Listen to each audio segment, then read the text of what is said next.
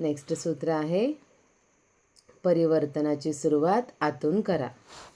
जगद्गुरू संत तुकाराम महाराज मानवी स्वभावाच्या आणि दंभिकतेच्या वर्मावर बोट तीरणारा एक अत्यंत रोखठोक विचार या अभंगातून मांडतात. माणूस सुख आणि समाधानाच्या शोधात आयुष्यभर बाहेर भटकत असतो. कधी तो तीर्थयात्रांना जातो, कधी तो गुरु बदलतो, तर कधी तो राहण्याचे ठिकाण बदलतो. त्याला वाटतं की बाह्य परिस्थिती बदलली की आपलं आयुष्य बदलेल.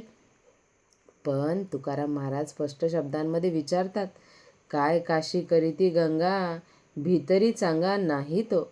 म्हणजे जर तुमचं मन आतून शुद्ध नसेल, तुमचे विचार चांगले नसतील, तर तुम्ही काशीला जा, गंगेत कितीही डुबक्या मारा, त्याचा काहीही उपयोग होणार नाही.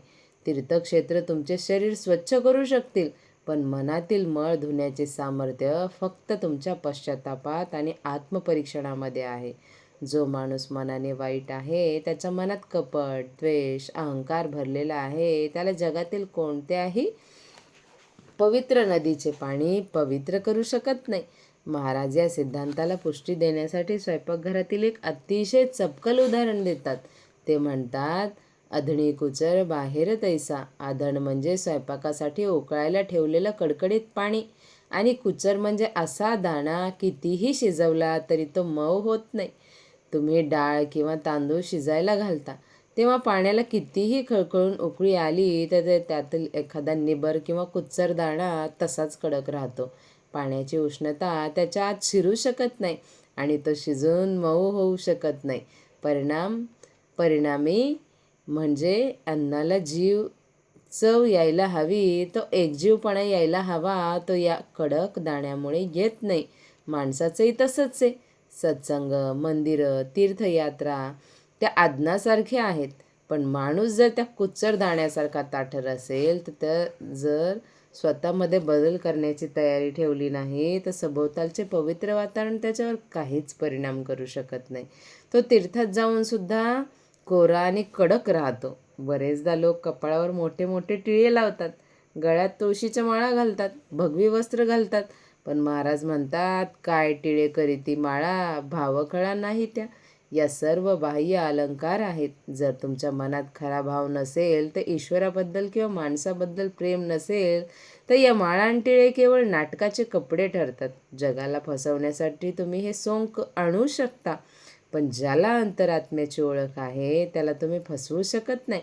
खऱ्या परिवर्तनाची सुरुवात ही आतून, म्हणजेच तुमच्या विचारांमधून, तुमच्या भावनेमधून व्हावी लागते. बाह्य जगात बदल करून शांती मिळत नाही, तर अंतरंगातील विकार जिंकून शांती मिळते. यावर एक अत्यंत बोधप्रद कथा सांगितली जाते. एकदा एका गावात एक गृहस्थ राहायचे. ते धार्मिक होते, पूजा अर्चा करायचे, पण त्यांचा स्वभाव अत्यंत कडू आणि रागीट होता. घरातल्या लोकांशी ते सतत भांडायचे, गावकऱ्यांचा द्वेष करायचे.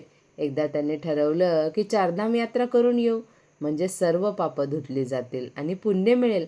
प्रवासाला निघण्यापूर्वी ते आपल्या गुरूंकडे आशीर्वाद घेण्यासाठी गेले.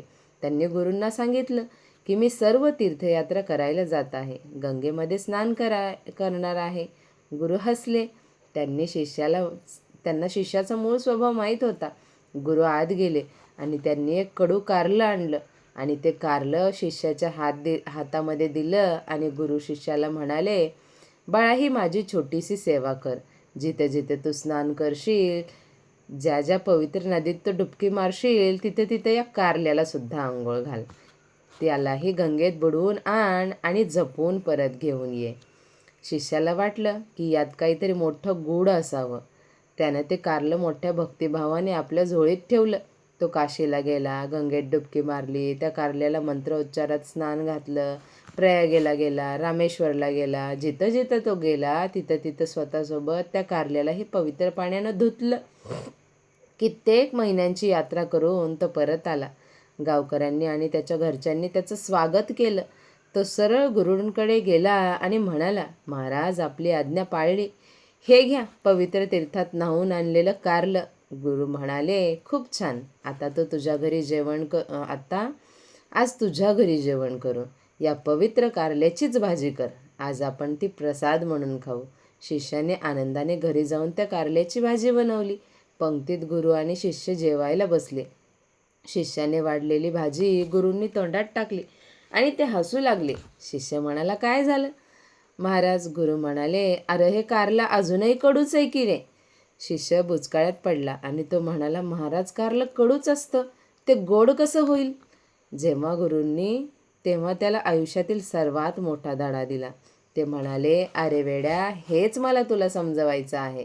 जर गंगेच्या पवित्र पाण्याने या साध्या कारल्याचा कडूपणा गेला नाही, तर त्या पाण्याने तुझा रागीट स्वभाव आणि तुझा अहंकार, तुझे पाप कसे धुतले जातील? कारल्याचा मूळ स्वभाव कडू आहे, तो वरून स्नान घालून बदलत नाही. तसंच तुझं मन जर आतून कडू असेल तर बाह्य स्नानाने तू कसा पवित्र होशील? त्या क्षणी त्या शिष्याचे डोळे उघडले. त्याला समजलं की तो इतके दिवस ज्याला धर्म समजत होता तो केवळ उपचार होता. खरा धर्म स्वभाव बदलण्यामध्ये आहे. ही कथा आणि तुकोबारायांचा अभंग आपल्याला हेच सांगतो की आपण आरशावरची धूळ पुसण्याऐवजी आरशात दिसणारं प्रतिबिंब पुसण्याचा प्रयत्न करत आहोत. आपण परिस्थितीला बदलतो पण मनस्थिती बदलत नाही. म्हणून दुःख कायम राहतं. तुम्ही जगाच्या पाठीवर कुठंही जा, तुम्ही स्वतःला सोबत घेऊन जाता. जर तुम्ही दुःखी असाल तर स्वर्गात गेल्यावर सुद्धा तिथे चुकाच काढाल, आणि जर तुम्ही आतून आनंदी आणि प्रेमळ असाल तर नरकात सुद्धा तुम्ही आनंद निर्माण कराल. तुका म्हणे प्रेमे विण अवघा शिण बोले भुके. प्रेमाशिवाय, खऱ्या भक्तीशिवाय केलेली सर्व बडबड म्हणजे कुत्र्याच्या भुंकण्यासारखी व्यर्थ आहे, असं म्हणजे कठोर शब्दात सांगतात. शब्द कठोर आहेत पण सत्य आहेत. म्हणून या सूत्राचा सार हाच आहे की जर तुम्हाला आयुष्याची प्रगती करायची असेल, यश मिळवायचं असेल किंवा शांती हवी असेल तर बदलाची सुरुवात स्वतःपासून करा. जगाला बदलण्याचा अट्टहास करू नका. हा अट्टहास सोडून द्या. जेव्हा तुमची दृष्टी बदलेल तेव्हाच सृष्टी बदलेल. कपड्यांवर अत्तन मारून सुगंध येईल पण तो क्षणभंगूर असेल. जर तुमच्या व्यक्तिमत्वाचाच गुणांचा सुगंध असेल तर तुम्हाला कोणत्याही बाह्य प्रसाधनांची गरज पडणार नाही. स्वतःच्या मनातील कुचरदाणा शोधा.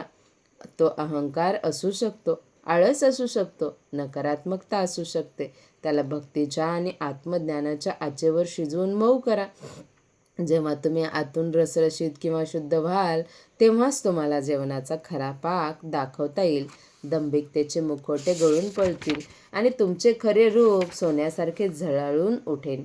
तीर्थयात्रा पायाने नाही तर मनाची करायची असते, कारण देव दगडात नाही तो भावात आहे.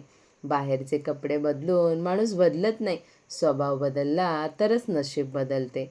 जसा कडू कारल्याचा गुणधर्म गंगा स्नानाने जात नाही, तसाच मनाचा कपटीपणा केवळ पूजेने जात नाही. जसा परिवर्तनाची ज्योत ही जेव्हा आतून पेटते तेव्हाच आयुष्यातील अंधार कायमचा नाहीसा होतो. जगाला फसवण्यासाठी टिळे माळा घालता येतील पण स्वतःच्या सद्सद्विवेक बुद्धीला आणि ईश्वराला फसवता येत नाही. तर आज आपण इथेच थांबूया. हे सूत्र इथेच थांबत आहे.